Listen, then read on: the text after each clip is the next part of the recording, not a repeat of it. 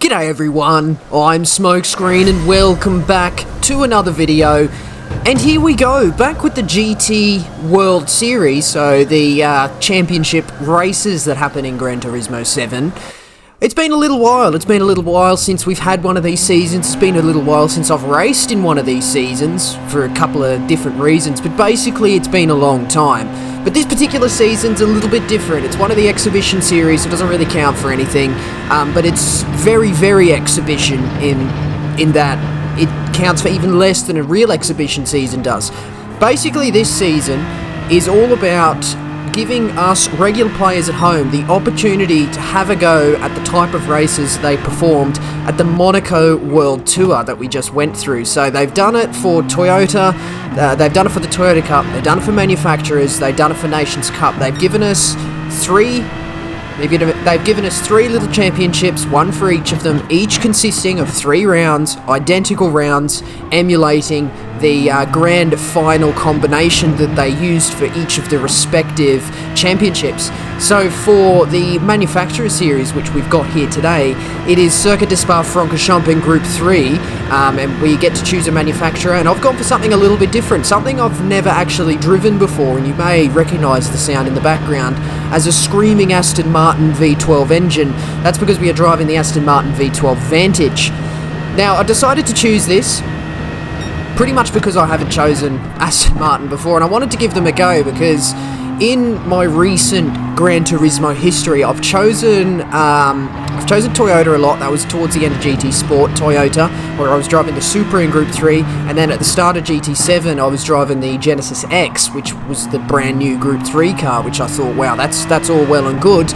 But both those cars were turbocharged. They have a big spooling up turbocharger under the hood, which made it quite difficult to actually drive those cars, especially so in Gran Turismo 7 where you have the slippery of physics. The Aston Martin, however, is naturally aspirated. We don't have to worry about the turbo lag, we don't have to worry about the turbo spooling up and causing oversteer when you're almost exiting a corner or through a grip limited corner where you can normally plant your foot, but because the turbo spills up, it causes some wheel spin, and then you're going flying off into the barrier. But basically, yeah, I decided I'll choose this because it might be a bit easier to drive. But anyway, I digress. The 3 rounds are identical, the identical combination, identical weather conditions, which we'll talk about in a second, but that's the go for all 3 championships. So I think the Nations Cup round was the Red Bull X 2019 at Trial Mountain Reverse, 30 laps of that, and then the Toyota combination was Group 1 at Fuji, or I think it was a 1 make using the Toyota GR010. But coming towards the end of our qualifying lap for this one, was our final attempt. You can see we put in a provisional time of a 2:18.2, which is a pretty 2 seconds off the pace. But come across the line, we just scrape a 2:17.9. Not really fantastic, but it plonks us kind of near Oa Yogurt, which we generally have pretty similar pace on both of our days.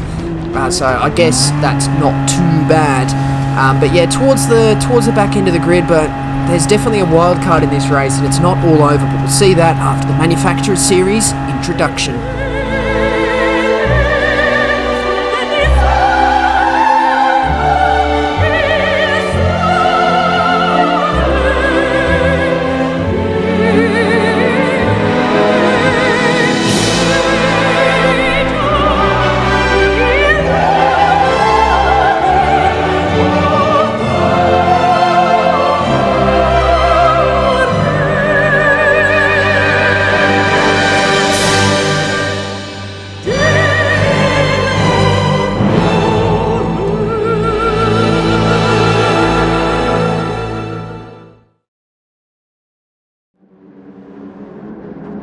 So as you can see there, Monaco demo event. And as you can see now, all the cars have their windscreen wipers going, and that's because this race is performed in wet, dry conditions. So in the Monaco race, it was a 30-lapper where it started in intermediate conditions, then they had a period of dry weather where the track dried up, and then they had torrential rain in the second half of the race. But for us, that race at Monaco, it took like, I forget how long, almost 2 hours I think. But they've drastically shortened it. They've given us a 15-lap race, which is actually it's going to be less than half the race time, because the second half of the race in Monaco was performed in wet conditions. The lap times were a lot slower, so it brought the race time up towards 2 hours. But in this particular race, I think it's just above 30 minutes, if I recall correctly. We'll see towards the end of the race. But we have these wet conditions at the start. It was actually interesting because the qualifying session was completely dry, and that is because it's emulating exactly what they had at Monaco, which was a dry qualifying session, and then completely separate they had a wet race. Normally you see the qualifying session emulate what the race conditions are going to be like in this case, so there's definitely the risk of somebody not quite understanding what we were doing here today, starting on the dry tyres that we qualified on. And in fact I edited it out because I don't have the length to play with. I don't want this video being 30-40 minutes long, but I did actually start the qualifying session on the wet set of tyres, because all the little background video up towards that qualifying session was raining until I got out on track, and it was bone dry, bright and sunny, so I had to go and switch back to the hard tyres, which is the only slick compound of tyre that is within the regulations for this race. Something else that's interesting for this race is the slick tyre, the hard tyre, is actually mandatory. You have to run that tyre for one lap. It's of course fine here today because we know from Monaco that about halfway through this 15-lap race here, it is going to dry out enough such that we can get onto that dry tyre, but it's weird to see a mandatory slick tyre in a wet weather race, because, you know, I think the idea, the spirit behind it is that we shouldn't know what the weather is going to do, therefore we shouldn't have to have a mandated slick tyre, because if it's wet the whole race, you're going to have to pit in for the dry tyre, but that's a problem for another time because it's not the case today. But this first lap actually was all fairly tame. We started off in 12th position up behind Oa Yoga, driving the BMW M6, a big turbocharged machine. But he's caught right up to the back of this group that appears to be kind of squabbling for position. I mean, look at that, that's basically 4 wide.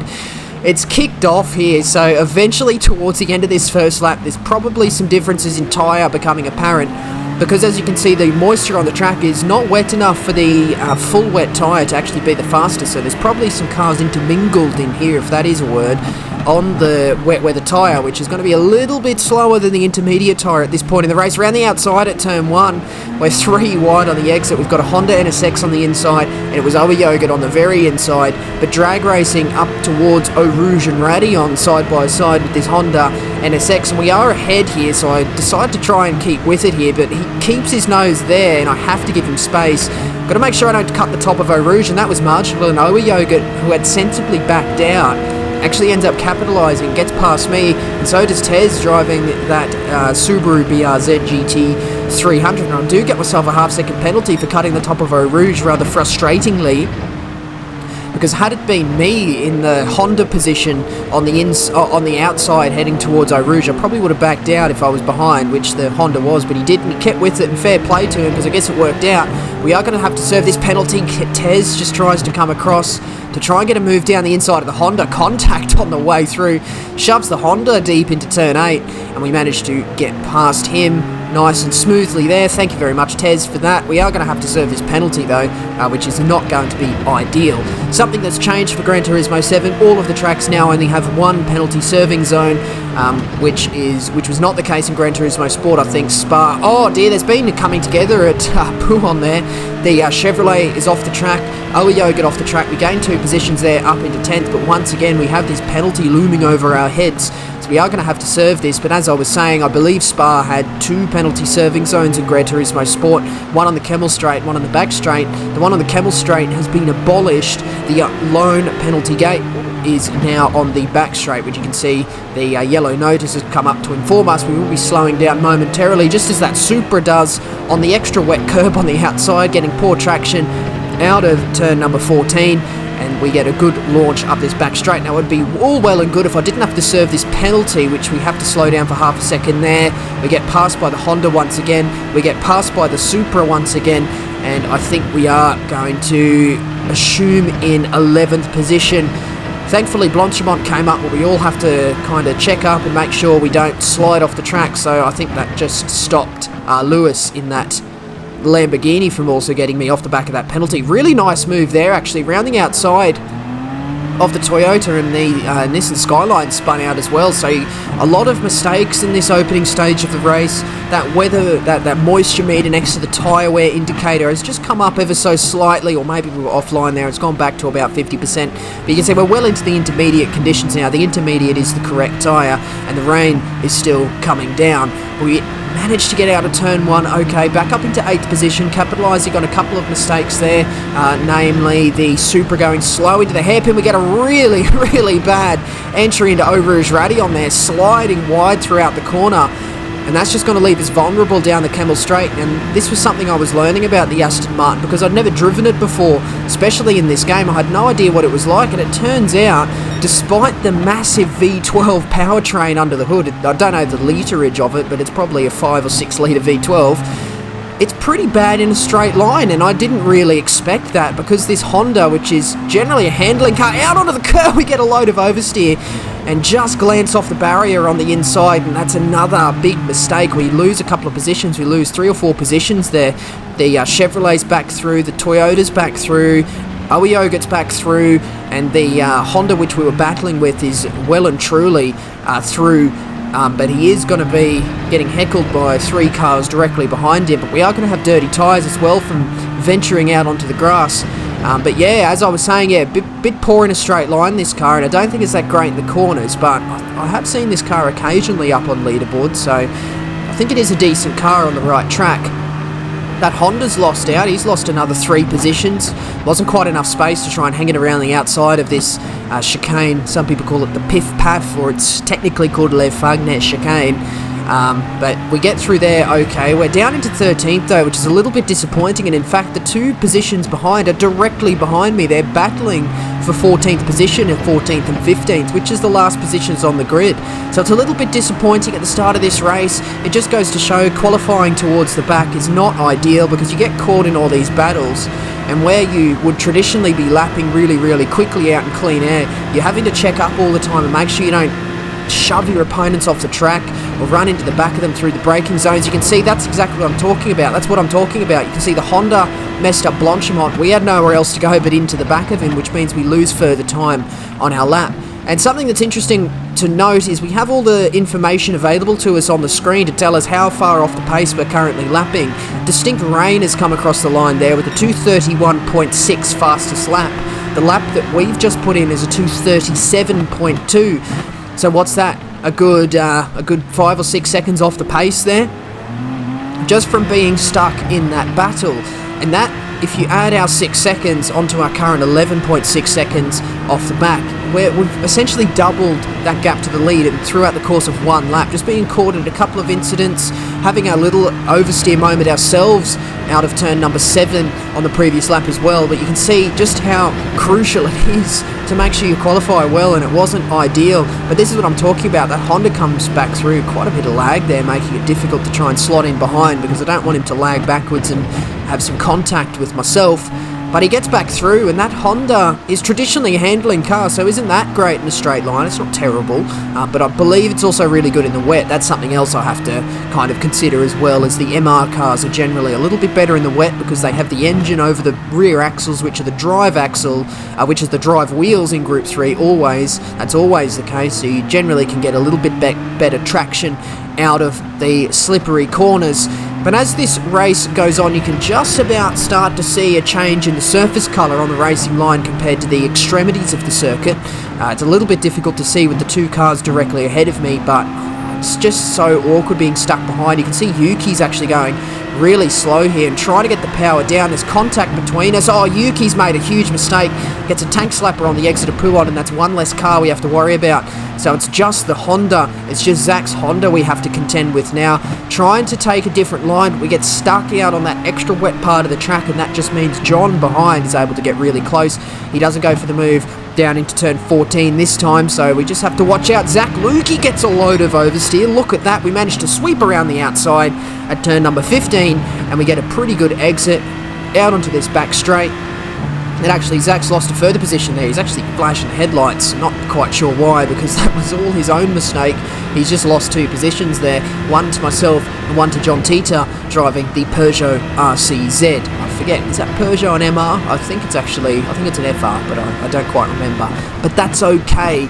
We managed to finish up lap number 4, up into 10th position. We're ahead of this massive battle pack that started to form. And you can see throughout all this fighting, a car that we were essentially racing at the start of the race in the form of Oa Yogurt is now 4 seconds up the road. It was actually 6 seconds coming into the chicane, so we obviously had a little bit of a mistake. And he's battling with Lewis as well. So we'll see how this develops, because if those two cars battle and end up on the extra wet part of the track, I mean, look at it there, it's really obvious. Towards the pit exit, it's got this silver sheen across the top of the track, but then on the racing line, it's a dark patch. Oh, they've had a coming together. So that did not develop very well at all. Oa Yogurt ends up getting turned around, and I think he ended up leaving the lobby.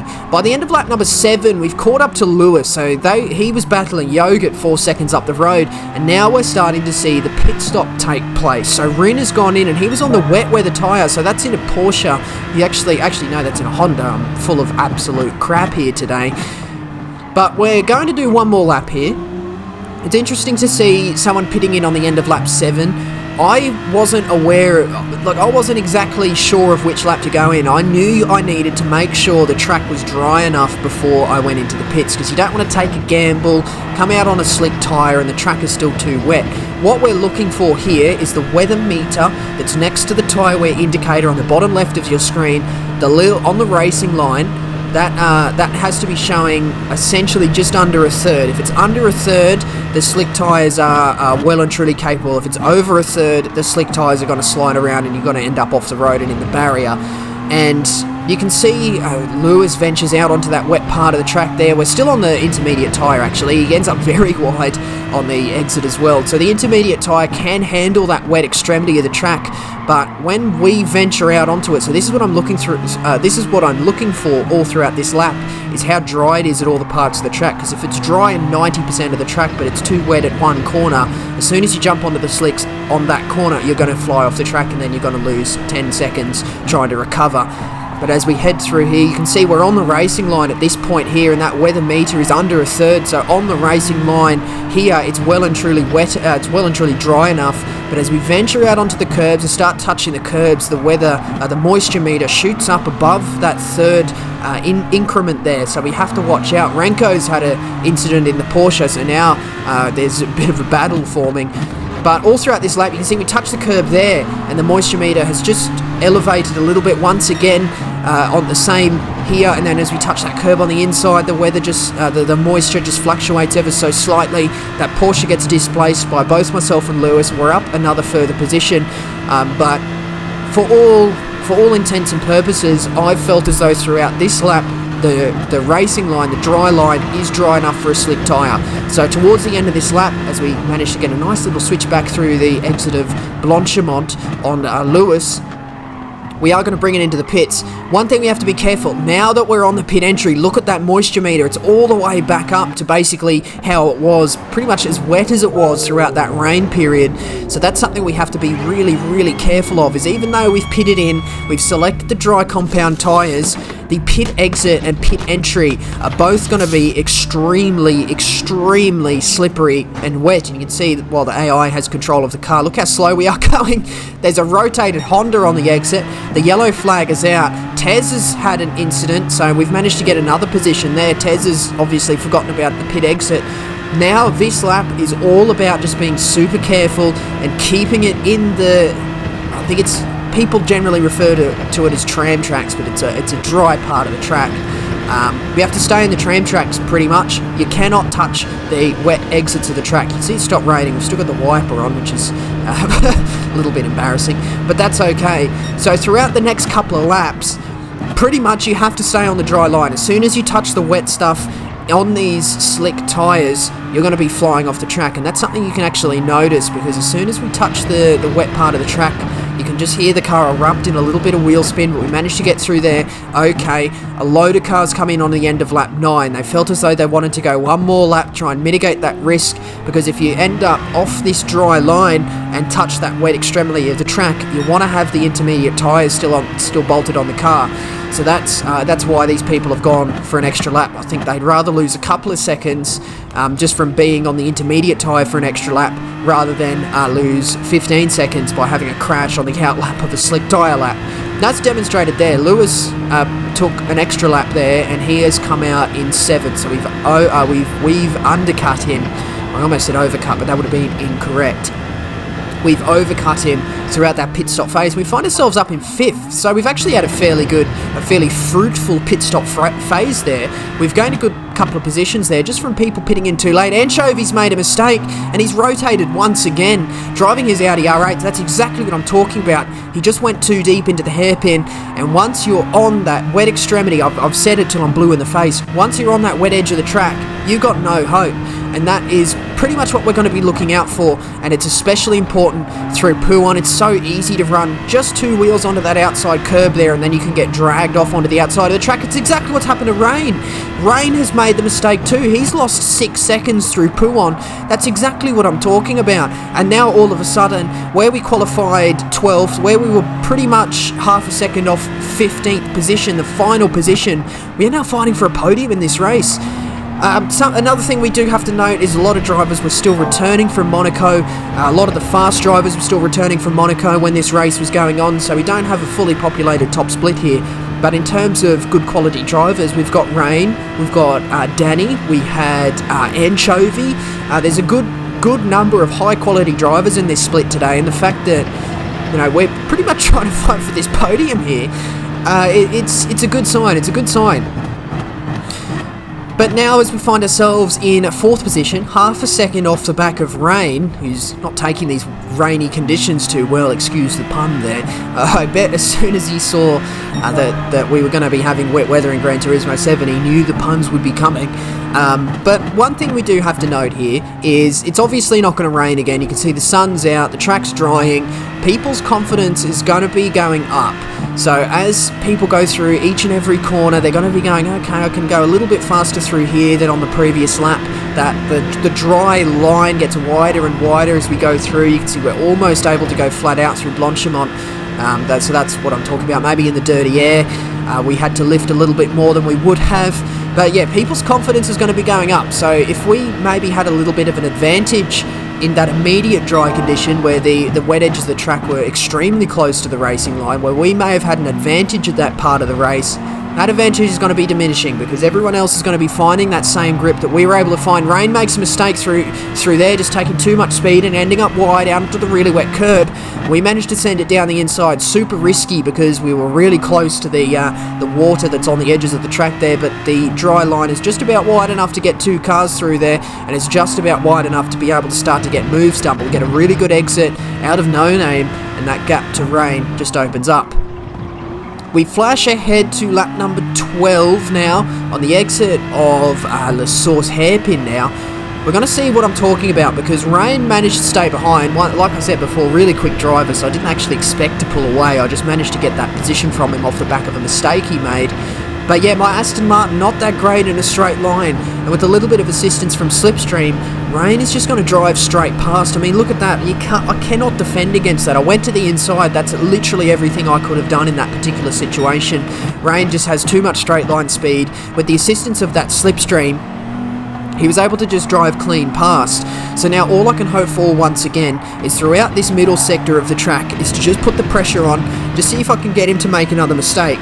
But it's going to become less and less likely, like I said before, because the wet edges of the track are going to keep drying. He just touches the inside curb and it sends him a little bit wide. Let's see if we're able to complete this move around the outside of No Name. Got to try and keep it relatively tight because I don't want to touch the wet portion. But yeah, it wasn't quite going to come off. And now, unfortunately, Rain is now immediately followed by Rin driving the Honda. So he pitted a little bit earlier. I remember we mentioned him, but he's managed to follow him through. So when we've gone from where we were previously in 3rd, if I can get my words out correctly, we've now lost 2 positions down into 5th. The next position back is Yuki Sobi, we'll just call him Sobi, is Sobi, down in 6th, 11.5 seconds behind, basically. I don't have to worry so much about losing a further position, but now we've got ourselves engaged in this battle for 3rd once again. I've got 2 cars now. I've got to dispatch one to have another chance at Rain, but heading up this back straight, heading up through Blanchimont, it's not the place because of these grip limited quarters. Actually, they're going to have a go at going side by side. Rin backs out as he got a little bit unstable as he touched the wet edges of the track. You can see he just drifts halfway off the track there, and then he gets a little bit unstable, does that Honda. So that's exactly what I'm talking about.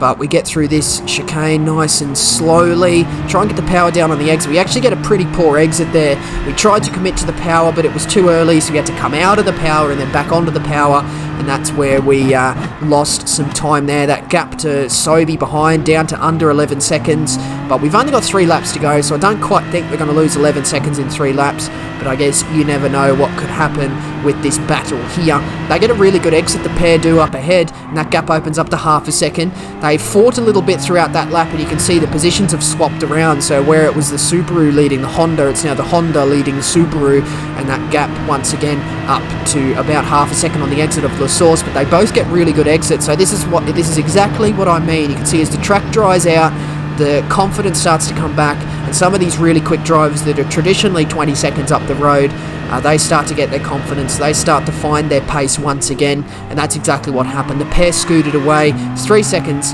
up ahead. Sobi caught up to about 6 seconds by the end of the race, but as for us, considering how the start of that race went, the fact that we were able to at least have a little bit of a glimmer of hope at the podium and end up bringing home the 5th position, I think that's a job well done, personally. I did discover this Aston Martin a little bit slow in a straight line, so it's not perhaps not the best car around here, but luckily for us, Aston Martin has a second car that we can use for Group 3, and for the second round of this championship, that's the car I indeed chose. But anyway, as for this race, let's just quickly recap. We qualified 12th, not that great. We ended up pretty much half a second off the back of the field throughout that opening start of the race there with a little bit of a mistake. We got a penalty, some fighting, but we had a really good pit stop phase, managed to undercut a lot of people and ended up fighting for a podium. A couple more people ahead made mistakes on the slick set of tyres, just venturing out onto that wet edges of the track a little bit too far, and then that's how you end up rotating the car. And then we managed to bring it home in 5th, 298 points, and I think that's a fairly successful round 1 of 3 of the Monaco demo exhibition season happening for the Manufacturers' Cup. But wow, really good race, really good wet weather race. Wet weather, man, they need to use it more often, because I actually felt like I wanted to race in this combination because of the wet weather. Because of the wet weather, it dries, it's really engaging to the mind, because you have to be constantly watching where the edges, you have to constantly be watching where the edges of that water sit on the track to make sure you don't touch it, because as soon as you touch it, that's game over. So yeah, I feel like the wet weather is really engaging, and it really makes me feel motivated and want to race, because if you can do well in the wet, frankly, it's just really impressive. And I think that the drive I put in there was impressive enough. Would have been better if I got the podium, but a 5th place, 298 points in top split for Manufacturers' Cup. We'll take that any day of the week. But that's going to finish up this video today, so do hit the like button if you enjoyed, and do subscribe if you'd like to see more videos and streams from me. I do intend to start streaming again. Just got to try and find that rhythm back in my life to try and get those streams in and make sure I consistently feel like I want to stream on the days where I can. Just got to try and get back into that habit. Do leave a comment as well, as questions, comments and constructive criticism, as always, very much appreciated. That's going to be the end of this one today, and that means that is it from me. So once again, I do thank you very much for watching. See you later.